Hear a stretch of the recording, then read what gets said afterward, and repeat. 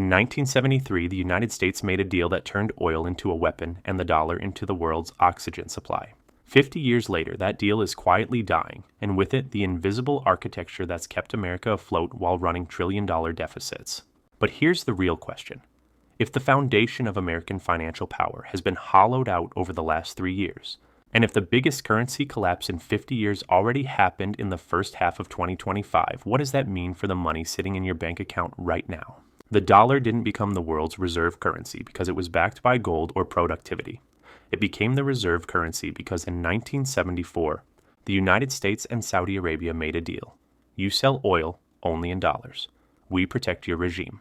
Every country that wanted oil now needed dollars, not to trade with America, but to keep the lights on.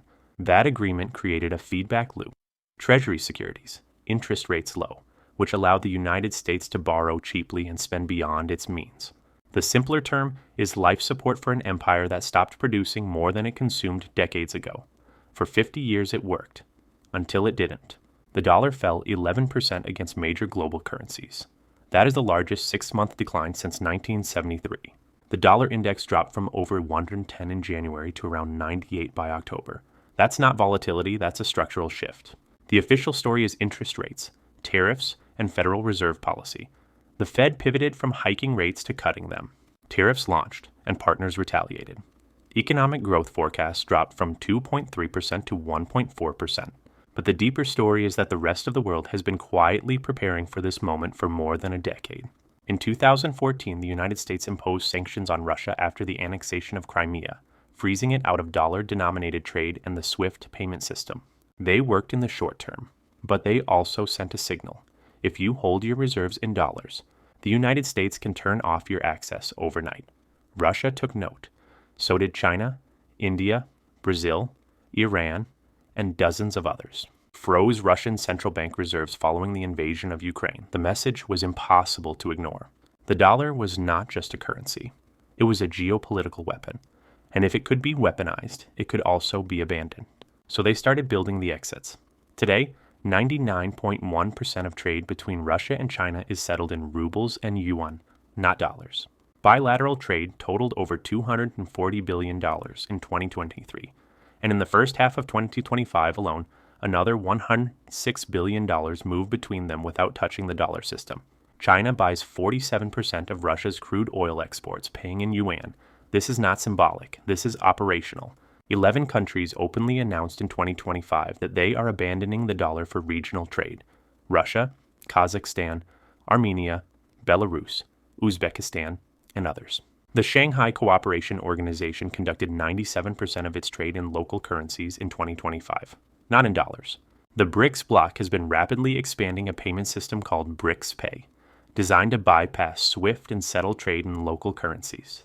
It involves 185 countries in pilot programs or exploratory agreements. So here's the question.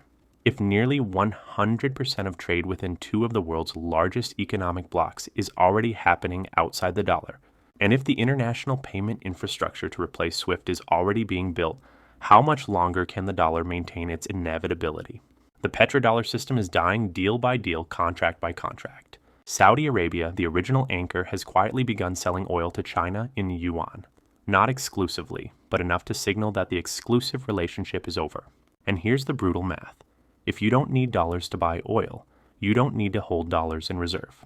Treasury securities, debt, interest rates have to rise, which makes that debt more expensive to service, which increases the deficit, which requires more borrowing. It's a debt spiral. The dollar's share of global foreign exchange reserves fell to 56.3% in mid-2025. That's the lowest level in more than 30 years. More than $440 billion in dollar-denominated reserves were sold off between March and October 2025 alone. Central banks are actively diversifying. They are buying gold at record rates. In 2025, central banks are forecast to purchase between 900 and 1,000 tons of gold. Gold prices surged more than 55% in 2025, reaching over $4,300 per ounce, and analysts expect it to break $5,000 by mid-2026. This is a structural rotation away from fiat currencies being debased by deficits. Gold cannot be printed, sanctioned, or frozen. So where does this leave the United States? Federal deficit is growing at an unsustainable pace. The national debt is over $35 trillion. And the biggest buyers of that debt, foreign central banks, are stepping back. Treasuries dropped to about 30% in early 2025, down from over 50% during the 2008 financial crisis. Who's filling the gap? The Federal Reserve, which means more money creation, which means more inflation risk, which means more pressure on the dollar. Now, let's talk about the pattern, because this is not the first time a reserve currency has collapsed. Stage 1, dominance. The currency is trusted and used everywhere. Stage 2, overextension. The issuing country runs persistent deficits and borrows more than it can repay. Stage 3, alternatives emerge. Other powers begin experimenting with alternative currencies and payment systems. Stage 4, loss of trust. A shock reveals the reserve currency is not risk-free. Holders diversify. Stage 5, fragmentation. The world splits into currency blocks. Stage 6, collapse or transition. This happened to the British pound. In 1914, the pound was the world's dominant reserve currency. 2 world wars, unsustainable debt, and the rise of the United States shattered that dominance. By 1956, Britain could not even defend its strategic interests without American financial support. The pound was finished as a reserve currency within a generation. Dollar in right now? We are somewhere between stage 3 and stage 4. Alternatives have emerged and are scaling rapidly. Trust is eroding, but not yet gone. The dollar still represents nearly 90% of global foreign exchange transactions, but the cracks are visible and widening. The BRICS nations are not launching a single new currency to replace the dollar, not yet, but they don't need a single currency. They just need to stop using the dollar. And that is already happening. BRICS Pay is expected to be fully operational by 2030. It will allow cross-border payments in local currencies, bypassing SWIFT entirely. Pilot programs are live. China has also developed CIPS, the cross-border interbank payment system. Russia has SPFS. These are functioning alternatives to SWIFT. This is not about ideology. It's about survival. No country wants to find that its access to the global financial system has been severed because it disagreed with Washington. So they build redundancy, they diversify, they prepare. Instead of competing by making the dollar more attractive, has made it more weaponized, more political, and more risky to hold. So what does this mean for you if you're an ordinary American with savings in a bank account or a retirement fund in dollars? You are holding an asset that is losing global purchasing power. The 11% drop in the dollar in early 2025 means your money buys 11% less when converted to other currencies. If you travel, you feel it. If you buy imported goods, you feel it. Analysts at Morgan Stanley project the dollar could fall another 10% over the next year. If that happens, your purchasing power drops again. And if the dollar loses its reserve currency status over the next decade, the adjustment will be severe, would face higher interest rates, lower growth, and a significantly lower standard of living. Diversification is not just for central banks. Ordinary people can hold assets in foreign currencies, invest in international equities, or hold real assets like real estate and commodities. Gold has outperformed the dollar by a wide margin in 2025. These are hedges against a system that is visibly unstable. The future is not written, but the scenarios are narrow. Scenario 1, managed decline. The dollar slowly loses share over the next 10 to 20 years, adjusts painfully but avoids catastrophe. This requires political discipline that is not currently visible. Scenario 2, fragmented system. The world splits into currency blocks. Trade between blocks is slower and more expensive, remains powerful but no longer dominant. Living standards fall significantly. Scenario 3, crisis and collapse. A shock triggers a loss of confidence. Foreign holders panic and sell. The Fed is forced to choose between defending the currency or printing money to buy the debt. Either choice leads to chaos. This is low probability but no longer unthinkable. The difference between these scenarios is not fate. It's policy. Policy is accelerating the decline. Tariffs fragment trade. Sanctions fragment finance. Deficits undermine trust. The illegal secret killing the dollar is not a conspiracy, it's a choice.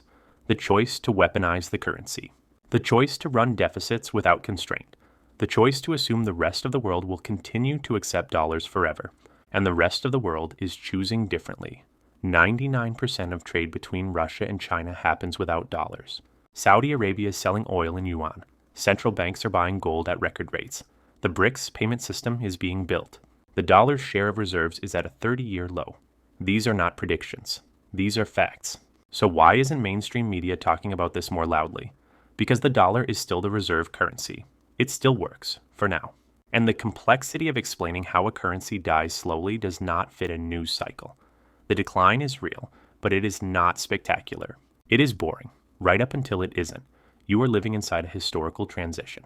The dollar is ending, not next week, not in a crash, but in a decade-long unwinding that is already well underway. The architecture that made the dollar indispensable is being quietly replaced by alternatives that do not rely on American permission. And when that transition is complete, the United States will still be a powerful country, but it will no longer be able to borrow for free, print without consequence, or sanction without cost. It will have to live within its means. And for a country that has not done that in 50 years, the adjustment will be brutal. The real question is not whether this is happening. The data is clear.